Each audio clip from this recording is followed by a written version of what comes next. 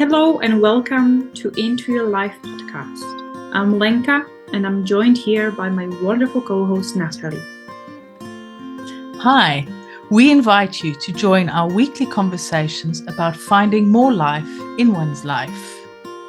Well, what does it actually mean? We have discussions about ways to live happier, healthier, and more fulfilling lives, both personally and professionally. That sounds great. Let's go. The festive season, it's often time of reflections. And for some of us, or for some people, reflections come naturally. We look inwards, we think, we journal, we process. But sometimes we feel stuck. Sometimes we don't know how to efficiently, productively, meaningfully reflect, how to process what we've been through over the past year. So I would love you, Natalie, as a coach, as someone experienced with business, to help me and us, our listeners and viewers, to reflect. So when it comes to reflections, where do you start? Oh, that's, just chuck me in the deep end, why don't you? Where to start? Well, usually at the beginning. But then what is the beginning? So one way to do reflection is to really get an understanding why bother with them. I mean, they're a pain, they can be uncomfortable, they take time, and it's like, why would I bother doing them? And one of the things is through self-discovery or have personal growth, or take what you've done in business, what's worked, what hasn't worked. So reflection is a good thing, whether it's a personal reflection, whether it's business reflection, but it always has to do with growth, whether it's business growth, personal development, self-discovery, learning new things. But it's also a way to acknowledge what you have done, because quite often we forget what we've done. Oh, I've done nothing this year. Really? Is that really true? Oh, I've learned nothing. I haven't achieved anything. So reflection also can help you to realize what you have done or have achieved. So this is why it is important to reflect. And you can reflect on a weekly basis, a monthly basis, a yearly basis. And a lot of people take this time of year to really reflect on the past year to help to move forward into the next year.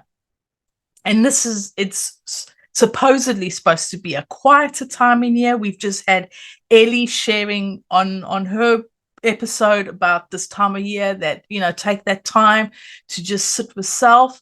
And this is where it's really good to reflect, sit with pen and paper, put some nice music on, have a glass or two of something, a hot chocolate, a glass of wine, maybe light some candles, make it a cozy, and just sit and reflect.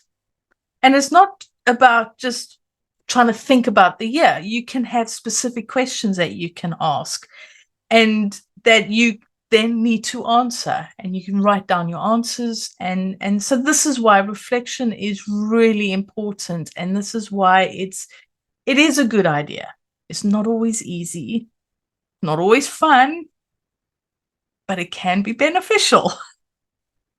I definitely see how it can be beneficial. I think for myself and for many others out there, the reflections can be uncomfortable because we have them attached to goals and to New Year resolutions. And as you said, we may think that, oh, we haven't achieved our goals, we haven't hit our targets, we hadn't done our New Year resolution, we did not follow through on them.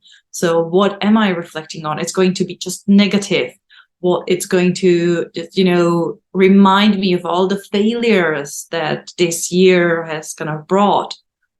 But as you said, it always will be something. And if it's not an incredible achievement, even though I'm sure everyone has achievements in their year, but it could be learnings, it can be takeaways, it could be experiences.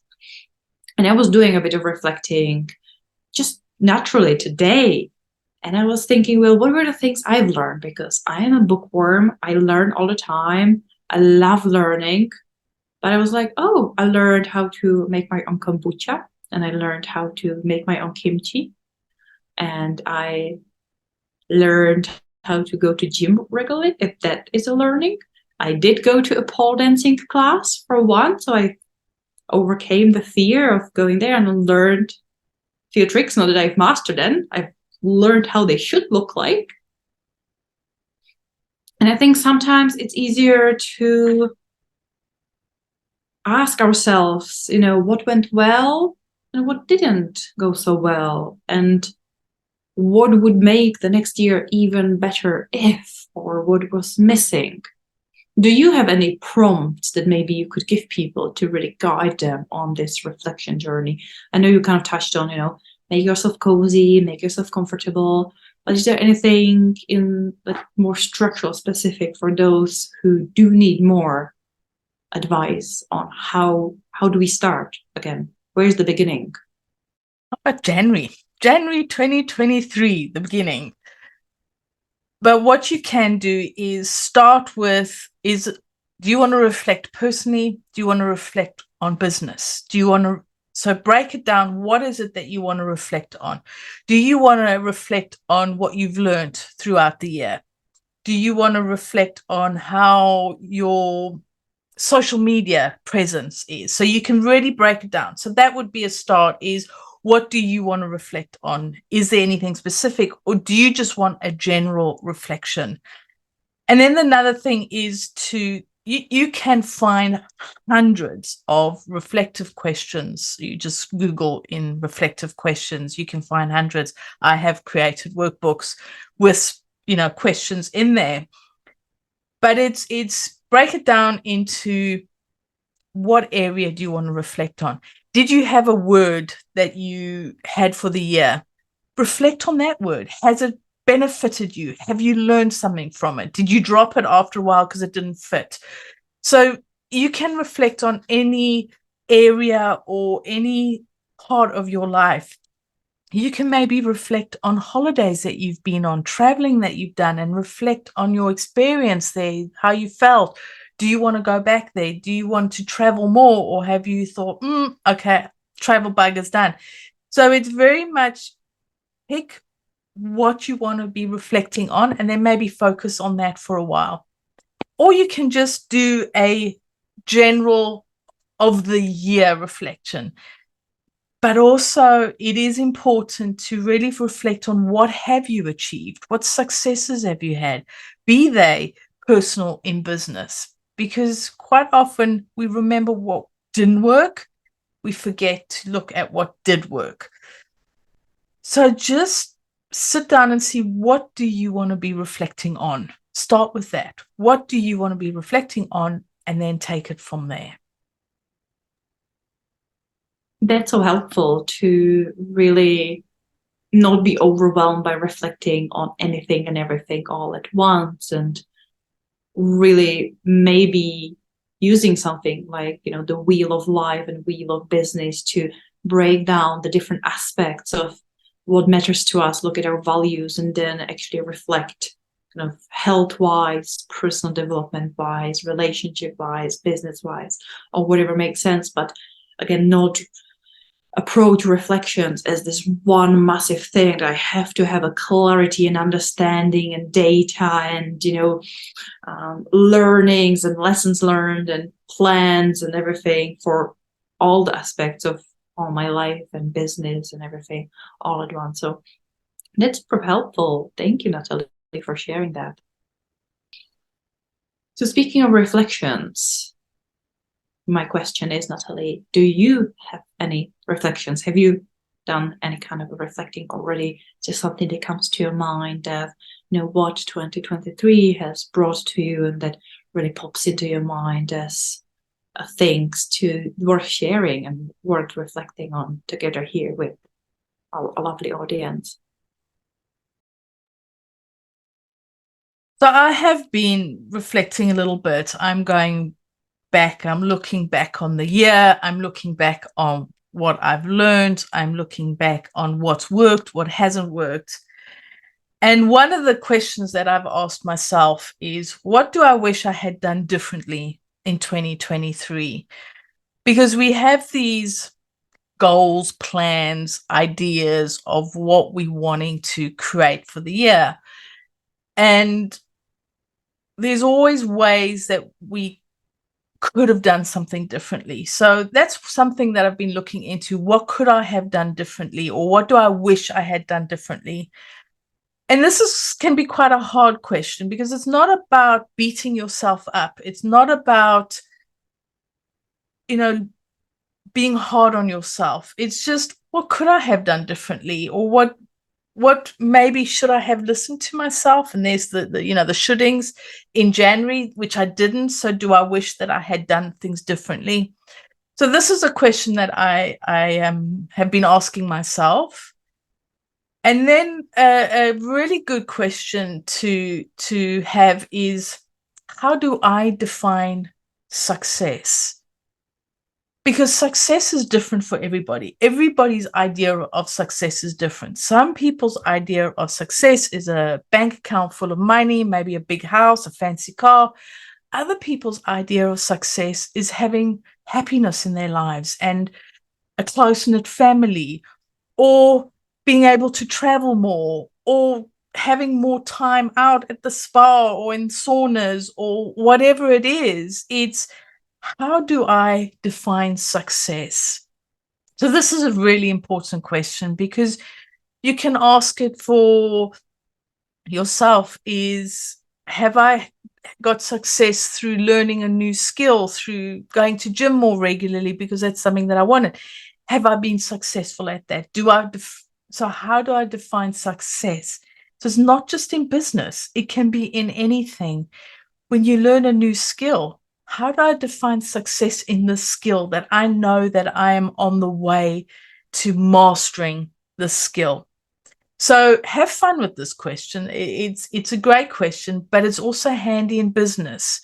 Is, how do you define success so that is your business going in the direction that you want it to go into? Because it's not always about money. It's not always about having those hundreds of clients. What is success for you in your business?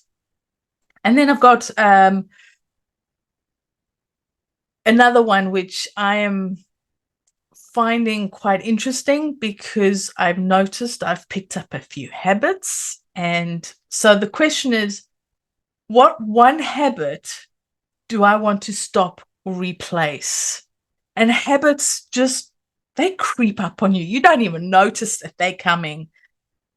And so what one habit do I want to stop or replace? So it's not always necessarily about stopping it, but how can you replace it? And this for me is something that I've been looking at my morning routine, the way it used to be, the way it is now. And I'm thinking, I've had some habits creep in there.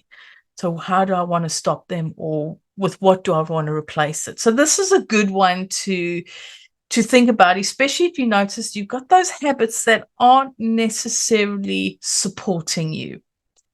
How can you change them? What can you do to shift it, to change it? So have a look at what habit you would like to get. And it's not about all the habits. It's one. What one habit do you want to stop or replace? Just one. It's not about changing everything overnight. It's just these slow changes that, we have talked about over the years. So those are three that I'm at the moment working on, and I will be working on them throughout the year, and throughout the month, actually, not the year, but until the rest of the year, which isn't that far off. So have fun with these questions. Just give yourself the space, give yourself the time, and we'd love to hear if you've got any reflective questions. I love that you said, give yourself the time. I think that allowing for this reflective time and space, and whatever pace we need to take it in, how many times we need to come back to it and start again, but really allowing ourselves this time. It's such an important encouragement. So thank you so much, Natalie, for sharing great prompts, and I will definitely steal some of them when I'm doing a bit more reflecting over the next couple of days and leading up to the new year. And We would love to hear from you, our lovely listeners, be it, if you have any reflections about reflections, or if you have any prompts on what helps you with reflecting. If you have any lessons learned, achievements, accomplishments that you would love to share, we would love to hear, as always. And if you have any reflections for us, about our podcast, what we could improve, please do let us know as well. And that being said, this is the final episode of 2023. So we're wishing you Happy New Year, and we'll see you and we'll hear you. And we will be back with more life-bringing episodes for next year. Happy New Year, and see you in the new year. Bye.